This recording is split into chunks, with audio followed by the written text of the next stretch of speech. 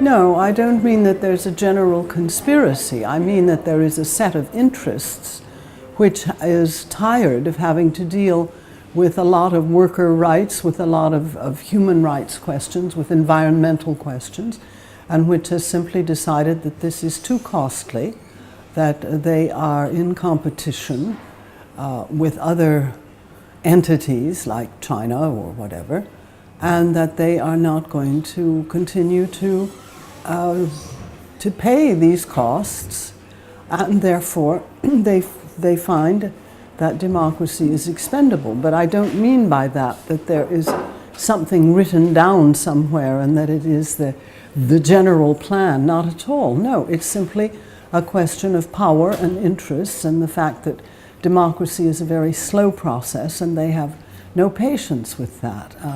And I think they want to get back the rights that were that people fought for, particularly after the Second World War. And I think there is not a plan, but a generalized interest in a globalized world to reduce to the lowest common denominator. Yes, that's very much the case. And part of this fight really is an intellectual fight. It's going to be won or lost, I believe, on the cultural front. There will be other struggles, but I think the cultural front is very important because what the right wing, what the neoliberals have managed to do is to convince a large part of the population, both in the United States and in Europe, where the Enlightenment philosophy was the most developed, that they are that these values are wrong. They hear all the time that if they work hard enough and they try hard enough, they can always succeed, that they owe nothing to society, they owe only to themselves, to their families, to their country if their patriotic duty is to serve in the army, but nothing else. And you in Spain, we too in Europe, we hear all the time that this crisis of sovereign debt is because we have been living beyond our means. That is nonsense. The Spanish debt in 2006 was well within, it was much lower than the 60% of GDP, which is the magic Maastricht number. And Spanish debt has gone up.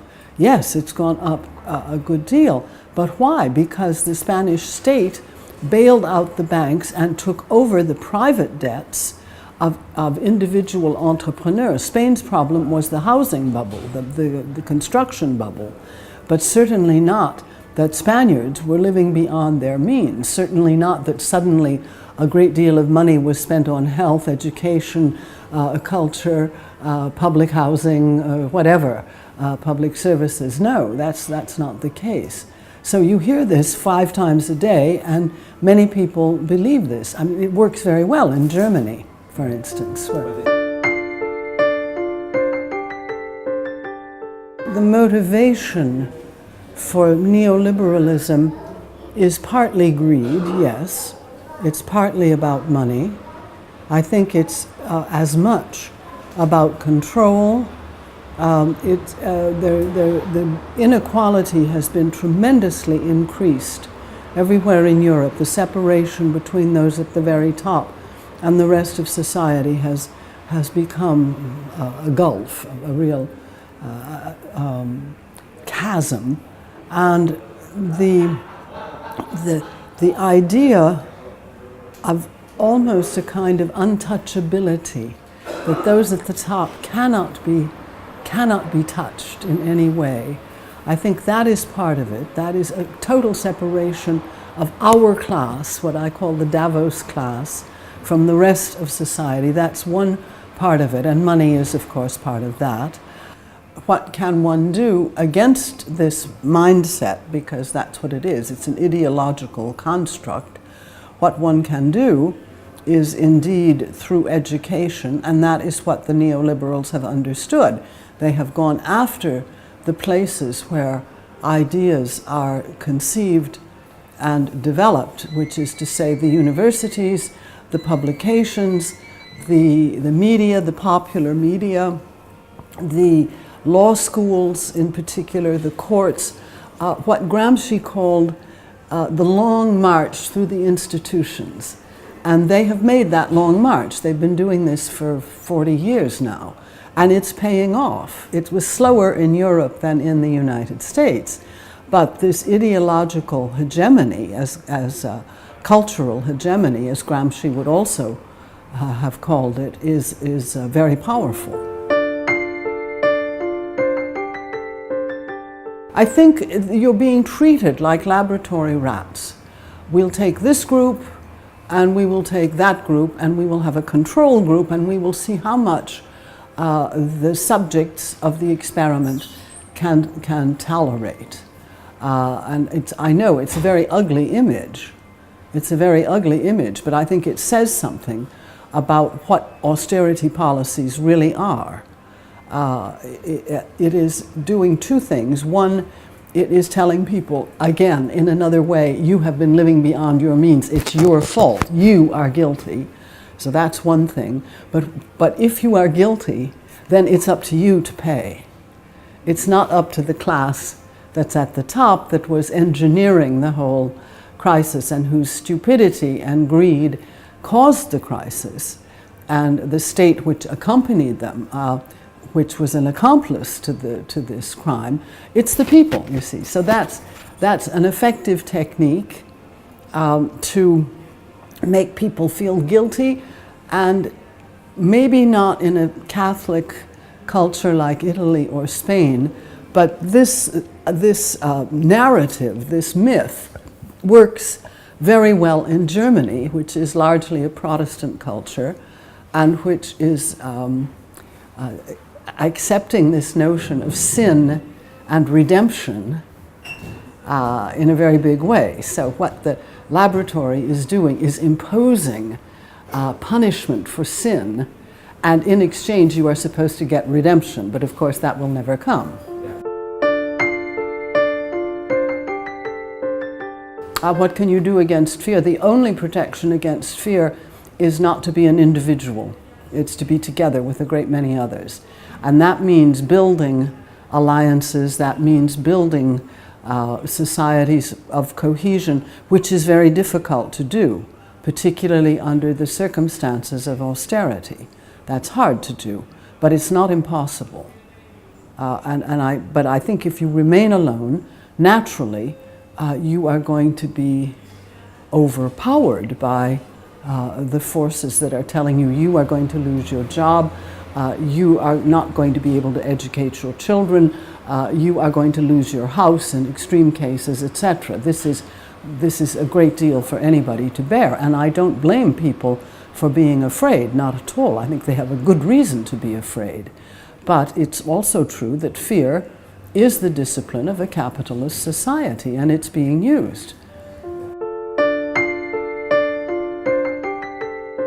Well, it's true in the United States that students at the college level, education is public up to 18, and it may be more or less good. It's a complicated system because a lot of it depends on local taxes. So a poor neighborhood is going to have poor schools because they can't pay for public grammar schools and high schools that are decent. And in a richer neighborhood, a suburban neighborhood, you'll have very good schools. But when you get to the university level, that is to say 17, 18, then it's paying. And yes, students have to borrow, and they do pay off their loans. And this has become a new product, by the way, a new financial product, like subprime housing. They're packaging together student loans, and they're selling them as slices of a sausage, and they're selling them as loans. But okay, education is, yes, it's one part of coming together, of building alliances. I think it's training students to see what is happening, to try to, I think teachers should be instrumental in uncovering what's happening underneath. That is what I personally try to do in my own work. I don't know how successfully, but education is one part of it, but the other part is also understanding that practically everyone in this society, whether they know it or not, whether they are retired or students or working people or farmers or whatever they are, small business people, small shopkeepers, everyone is suffering from this crisis. So the logical thing to do is to attempt to build bridges across these various class differences and apparent interest differences, because the real differences are not that great. But this is hard to do, and it's a long-term prospect. And it's also what we're trying to do at the European level, so that's even more difficult, because having to do it already between interests is one thing, but having to do it across national cultures is very difficult.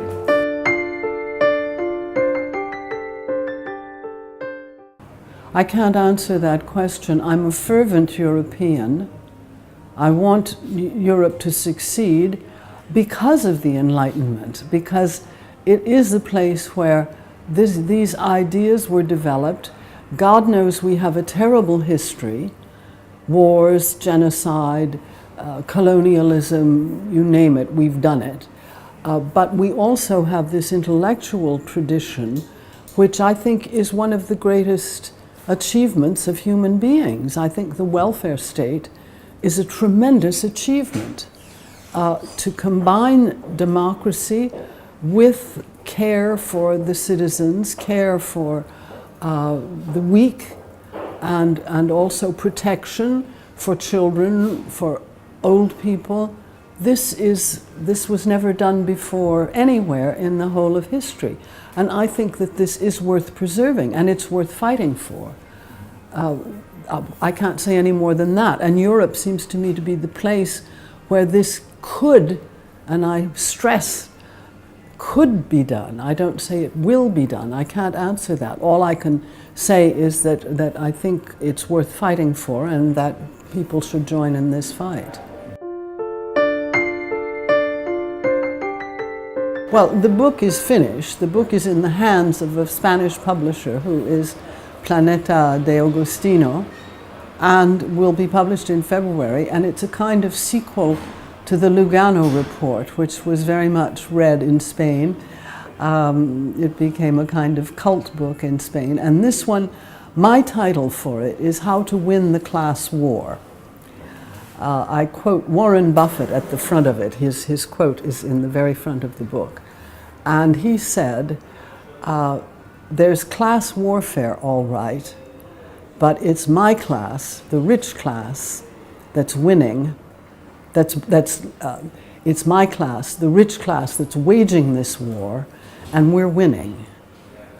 And then he adds, but I don't put that in the quote, but he adds, and this is probably not a very good idea, etc., because he's a man who thinks. He's the third richest man in the world, but he also thinks. I think that is what is happening, that the rich class is winning the class war. And you can't do that without ideological hegemony. So I try to develop from the other side's point of view.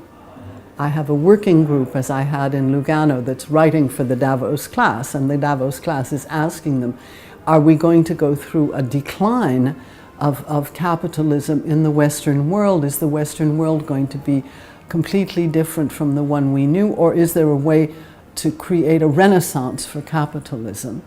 And the book is the answer to that question. My message is neither hopeful or not hopeful. I hope that people, I mean, I don't say it's optimistic, I don't say it's pessimistic. I say this is how I think they're doing it. Now take this and do something with it yourselves. That's the message. Okay, thank you very much. Not at all.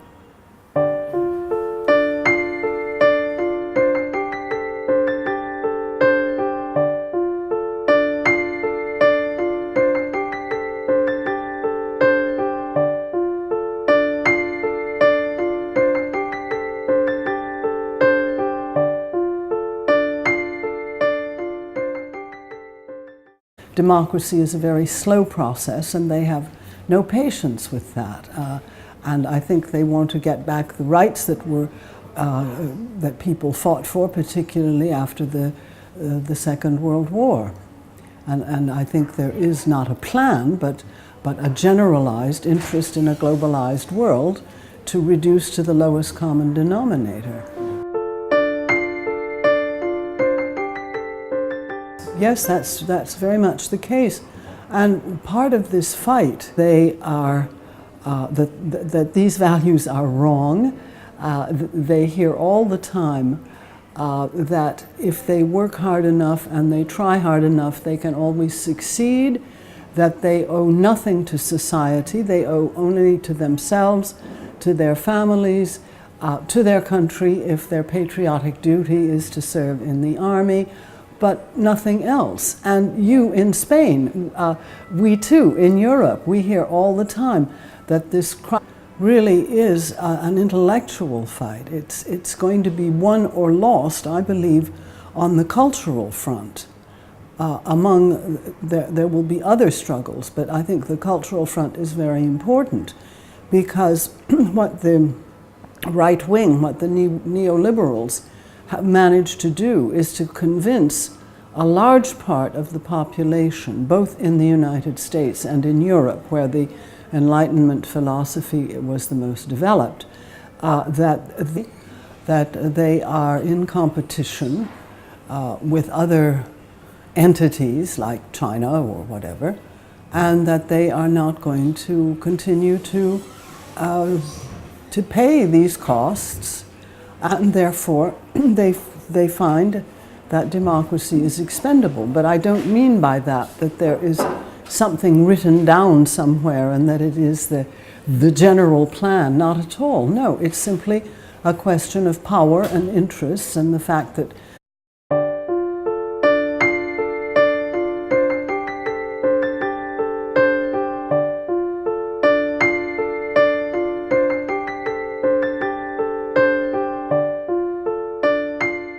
No, I don't mean that there's a general conspiracy. I mean that there is a set of interests which is tired of having to deal with a lot of worker rights, with a lot of human rights questions, with environmental questions, and which has simply decided that this is too costly.